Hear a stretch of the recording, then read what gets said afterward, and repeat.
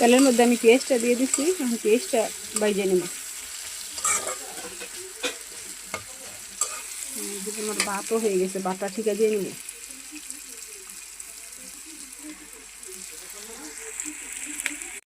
এই যে মশলাটা আমার ভালো করে কষানো হয়ে গেছে, এখন আমি ঝোলের পানি দিয়ে দিব। ঝোলটা বলক আসলে আমি মাছগুলি দিয়ে দিব।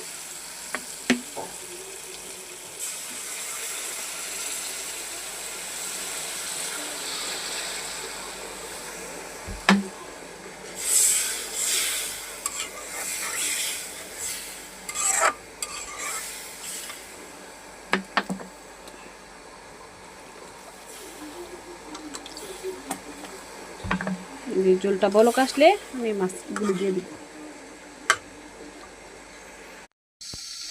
এই যে আজকে আমার রান্না হয়ে গেছে। এই যে এখানে শাক ভাজি করে নিচ্ছি, এই যে মাছ ভুনা করছি টমেটো দিয়ে পেঁয়াজ দিয়ে,